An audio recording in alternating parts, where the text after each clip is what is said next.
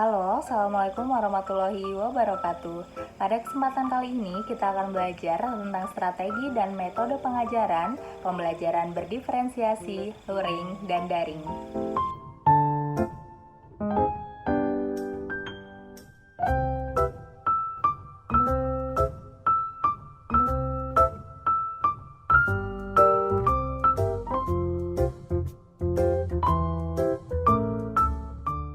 Pembelajaran luring.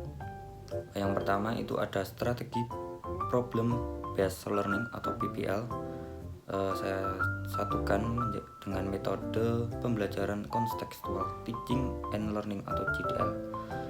Nah, tujuannya menggunakan strategi problem based learning nanti untuk berusaha memecahkan masalah dengan beberapa tahap metode ilmiah. Siswa mampu mempelajari pengetahuan yang berkaitan dengan masalah. Siswa diharapkan mampu memiliki keterampilan dalam memecahkan masalah. Itu untuk strateginya. Kemudian untuk metode pembelajaran kontekstual teaching and learning. Yang pertama itu pembelajaran yang menggunakan bermacam-macam masalah kontekstual sebagai titik awal.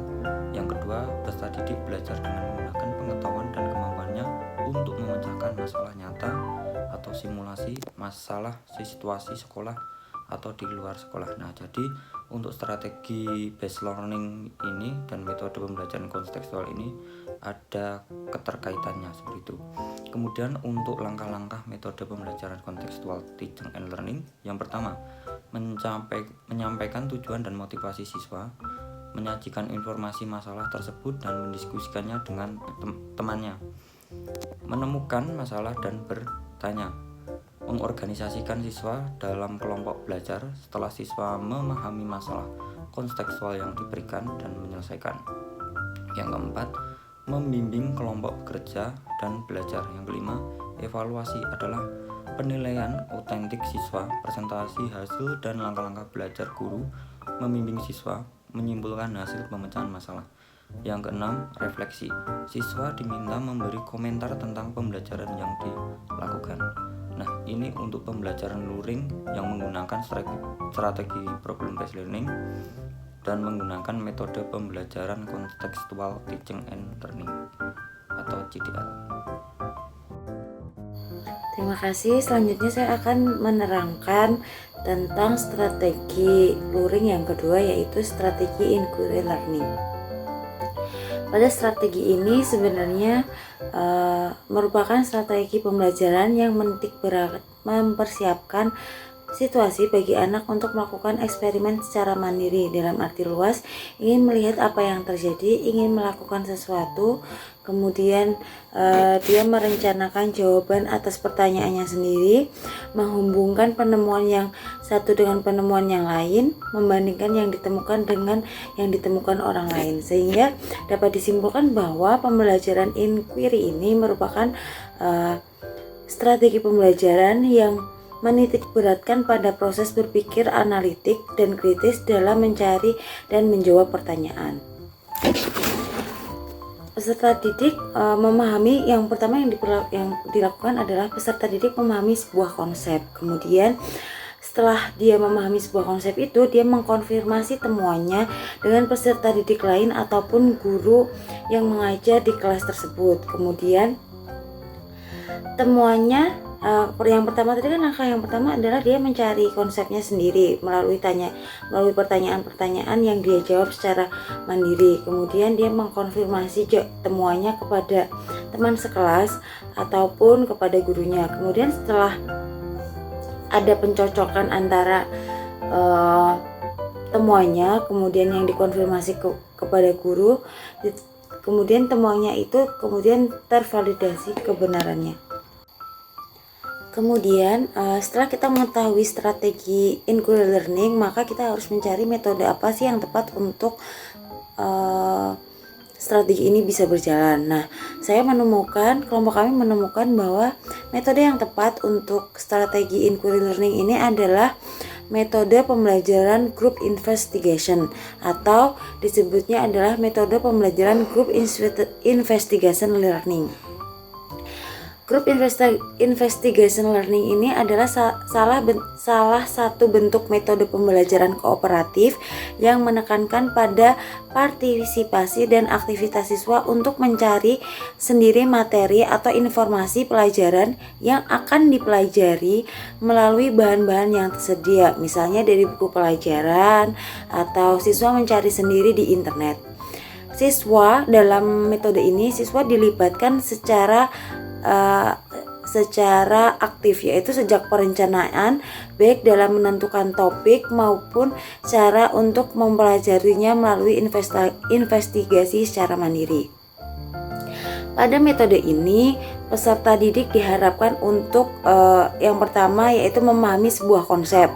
Nah, pemahaman sebuah konsep ini merupakan salah satu bentuk yang harus mereka temukan atau mereka cari sendiri melalui pertanyaan-pertanyaan, kemudian mereka cari informasinya, kemudian mereka memahami sebuah konsep ini secara mandiri. Kemudian yang langkah kedua adalah mengkonfirmasi temuannya dengan peserta didik lain atau guru, yang merupakan salah satu bentuk pencocokan antara temuannya dengan yang dipahami oleh peserta didik lain ataupun kebenarannya yang ditentukan oleh guru. Nah, setelah ada kegiatan mencari informasi untuk memahamkan sebuah konsep di awal, kemudian kegiatan kedua adalah mengkonfirmasi temuannya dengan guru ataupun peserta didik lain, maka terdapat temuan yang tervalidasi kebenarannya. Ini merupakan salah satu bentuk pencocokan temuan dengan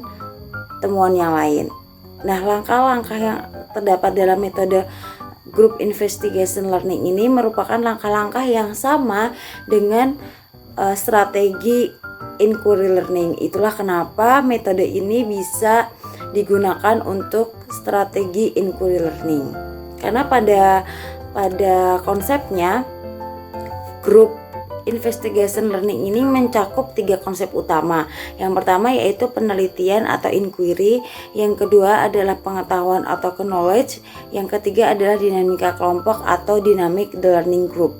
Dari ketiga konsep utama ini, maka group investigation learning ini bisa diterapkan untuk strategi inquiry learning. Yang kedua adalah metode ini dapat digunakan untuk kegiatan luring di kelas. Jadi inilah kenapa kelompok kami memilih metode pembelajaran group investigation learning untuk strategi inquiry learning dan bisa diterapkan pada kegiatan luring. Kemudian untuk keberhasilan metode ini kita menemukan langkah-langkahnya agar bisa dilaksanakan di dalam kelas. Yang pertama, langkah-langkah metode pembelajaran group investigation ini yang pertama adalah kita harus menyeleksi topik. Nah, seleksi topik ini bisa dilakukan bersama antara murid dan guru ataupun murid dengan peserta didik yang lain. Yang kedua adalah merencanakan kerjasama. Setelah dibentuk grup-grup dalam kelas, grup-grup tersebut harus merencanakan apa tindak lanjut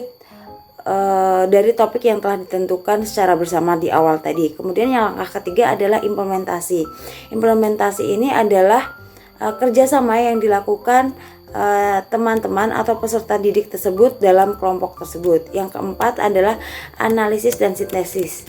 Setelah mereka merencanakan kerjasama, merumuskan, kemudian membagi tugas, mereka harus menganalisis dan mensintesis temuan-temuan atas pertanyaan-pertanyaan yang telah mereka rumuskan atau rencanakan pada langkah sebelumnya.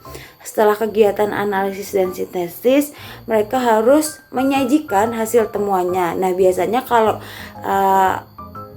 di kelas atau penyajian hasil akhir ini bisa lakukan di kelas dengan cara setiap kelompok melakukan presentasi di depan kelas.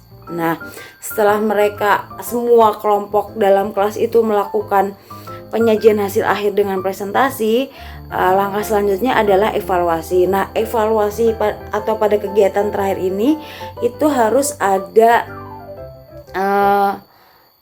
kerjasama antara murid dan guru. Pada tahap evaluasi ini, selain kelompok-kelompok kemudian merumuskan secara mandiri temuan-temuannya pada kelompok ataupun kelompok-kelompok lain, guru juga berperan aktif pada kegiatan ini, yaitu guru membantu siswa di kelasnya untuk menyimpulkan temuan-temuan peserta didiknya seperti itu.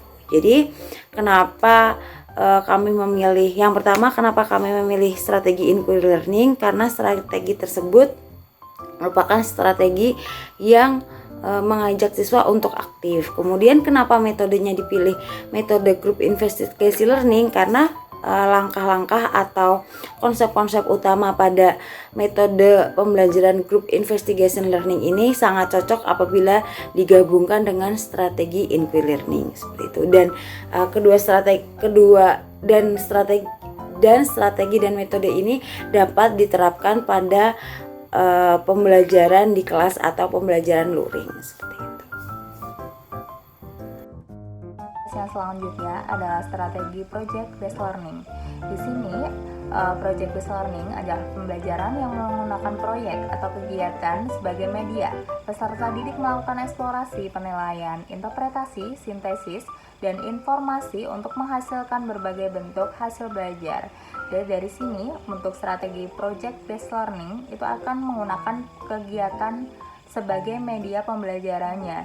Jadi sudah disusun sedemikian rupa berupa proyek kegiatan. Di sini metode yang cocok dengan strategi project based learning itu menggunakan pembelajaran CIRC sebagai pendampingnya. Di sini konsepnya adalah membaca, menemukan ide pokok pikiran atau tema dalam sebuah wacana clipping. Selanjutnya adalah langkah-langkah pembelajaran strategi project based learning dikolaborasikan dengan metode pembelajaran CIRC.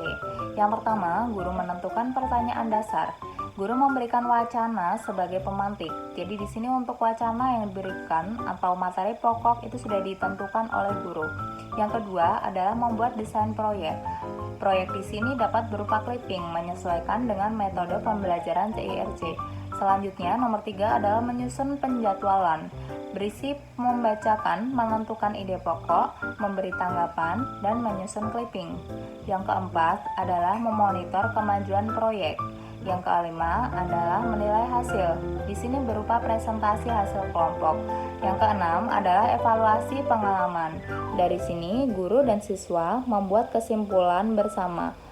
Dari seluruh langkah-langkah pembelajaran strategi project based learning dikolaborasikan dengan metode pembelajaran CIRC, di sini dinilai cocok untuk pembelajaran yang dilakukan secara luring.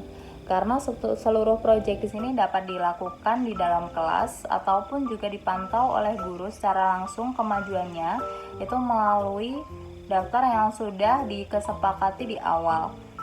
Jadi pada dasarnya guru memberikan pemantik berupa wacana.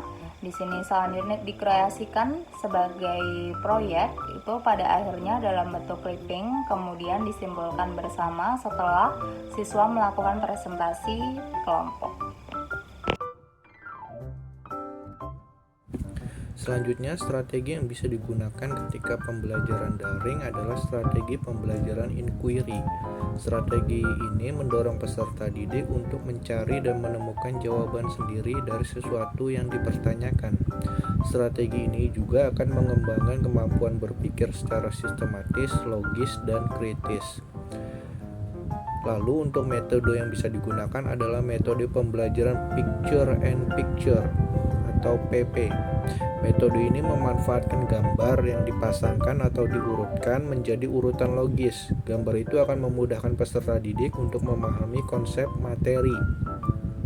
Adapun langkah-langkah yang bisa dilakukan adalah pertama, guru memberikan materi pengantar sebelum kegiatan.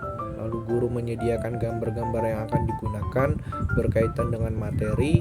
Lalu guru juga memberikan penugasan kepada peserta didik untuk mengurutkan atau memasangkan gambar-gambar yang ada. Setelah itu, guru mengajukan pertanyaan mengenai alasan peserta didik dalam menentukan urutan atau pasangan gambar. Dan terakhir, nanti guru dan beserta siswa mengembangkan konsep materi. Di sini saya akan memaparkan strategi dan metode yang dapat digunakan dalam pembelajaran berdiferensiasi berbasis pembelajaran online. Di sini untuk strateginya menggunakan discovery learning, di mana guru dapat mengatur pembelajarannya menjadi sedemikian rupa sehingga nanti peserta didik memperoleh pengetahuan yang sebelumnya belum mereka ketahui itu tidak melalui pemberitahuan, namun sebagian atau seluruhnya ditemukan oleh diri mereka sendiri. Menurut Chan dalam Howdy pada tahun 2021, discovery adalah proses mental di mana siswa mampu mengasimilasikan sesuatu konsep atau mirip. Kemudian untuk metode pembelajarannya di sini menggunakan metode pembelajaran AIR. Menurut Zuhairman dalam Humaira pada tahun 2012, AIR adalah singkatan dari Auditory, Intellectuality, dan Repetition. Pembelajaran seperti ini menganggap bahwa akan efektif apabila memperhatikan 3 hal tersebut. Dalam penerapannya, untuk yang pertama yaitu auditory. Untuk auditory memiliki arti untuk belajar dengan melibatkan pendengaran, di mana mendengar merupakan salah satu aktivitas belajar karena tidak mungkin informasi yang disampaikan secara lisan oleh guru dapat diterima dengan baik oleh siswa jika tidak melibatkan indera telinganya untuk mendengar. Kemudian intellectuality, di mana intelektual ini merupakan bagian untuk merenung, kemudian menciptakan, kemudian memecahkan masalah, dan membangun makna. Aspek intelektual dalam belajar akan terlatih jika guru mengajak siswa terlibat dalam aktivitas-aktivitas intelektual seperti memecahkan masalah, kemudian menganalisis pengalaman, kemudian mengerjakan perencanaan strategis, kemudian melahirkan gagasan kreatif, mencari dan menyaring informasi. Kemudian repetisi. Repetisi adalah pengulangan yang bermakna pendalangan, perluasan, pemantapan siswa dengan cara memberinya tugas ataupun kuis. Bila guru menjelaskan suatu unit pelajaran itu perlu diulang-ulang karena ingatan siswa tidak selalu tetap dan mudah lupa, maka guru perlu dibantu dengan mengulangi pelajaran yang sedang dijelaskan.